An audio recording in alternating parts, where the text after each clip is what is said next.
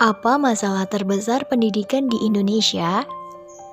Masalah terbesar pendidikan di Indonesia sama dengan masalah terbesar pendidikan di hampir semua negara, yaitu sistem yang sudah out of date dan tidak cocok digunakan di abad ke-21 ini. Saya tertarik mendalami fakta ini setelah melihat TED Talk dari seorang profesor dan pemerhati dunia pendidikan, Sir Ken Robinson. Dari pidatonya yang berjudul Do School Kills Creativity yang sempat menjadi viral, Ken mengatakan bahwa hampir semua sistem sekolah yang dipakai di seluruh dunia memangkas kreativitas setiap murid, mencegah bakat mereka tumbuh secara natural.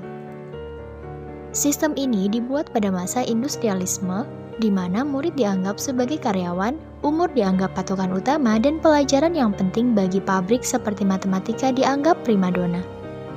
Budaya sekolah pun dibuat seperti pabrik, di mana semua bawahan yaitu murid harus menurut 100% dengan atasan yaitu guru dan sistem, tanpa adanya tanya jawab atau ruang untuk mengekspresikan pendapat.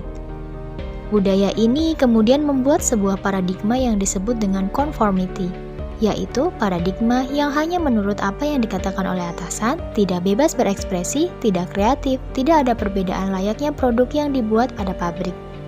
Sistem pendidikan tidak bisa dibuat satu rupa, satu rasa. Sifatnya tidak bisa linear, tapi justru bersifat organik yang berkembang layaknya makhluk hidup. Semua murid punya bakatnya masing-masing, seperti menari, menggambar, atau bermain seni peran.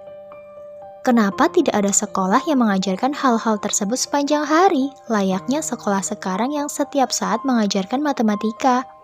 Disinilah yang sekarang terjadi di seluruh dunia, di mana setiap sekolah memaksakan semua murid untuk bisa dan mahir mengerjakan soal-soal fisika, kimia, dan ilmu lain sebagainya. Semua murid distandarisasi secara akademik saja, menghilangkan bakat dan kemampuan murid di bidang lainnya. Persis dengan apa yang terjadi di gambar ini. Semua murid punya kemampuan dan kapabilitas yang berbeda. Ada yang punya bakat mengerjakan soal matematika karena memang dia senang dengan subjek matematika.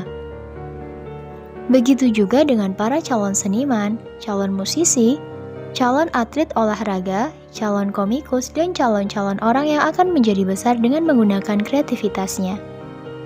Tapi sayangnya sistem pendidikan yang ada sekarang tidak memiliki sifat yang demikian. Sistem masih berbudaya conformity macam pabrik, menganggap bidang lain selain ilmu pasti tidak penting untuk dibahas dan dilakukan. Yang pintar secara akademik dijunjung tinggi, yang tidak kadang dipinggirkan dan kurang diperhatikan. Akibatnya, banyak orang yang tidak bahagia menjalankan kehidupan mereka. Karena seumur-umur mereka selalu didoktrin kalau mereka tidak pintar. Padahal definisi pintar yang ada sekarang sangatlah sempit. Hanya berdasarkan akademik saja tanpa memperhitungkan bakat dan kemampuan seseorang dalam bidang lain. Mereka menjadi takut untuk berekspresi, takut mencoba sesuatu yang baru yang sesuai dengan passionnya karena takut dinilai negatif oleh orang lain. Hal ini kemudian berimbas pada jumlah orang-orang kreatif di Indonesia yang mau mengambil resiko untuk berani membuat sebuah karya.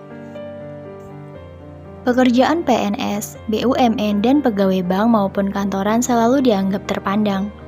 Sedangkan para ilustrator, freelancer, musisi, penulis, komikus, dan segudang pekerjaan kreatif lainnya dianggap sebagai pekerjaan yang tidak jelas dan tanpa masa depan yang pasti.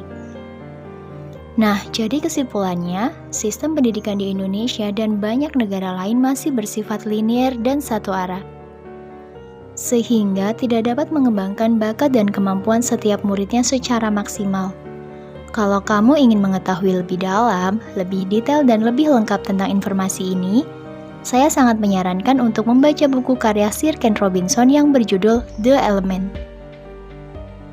Lalu, bagaimana pendapat kalian? Agar tidak menjadi tanda tanya, tulis pendapat kalian di kolom komentar ya.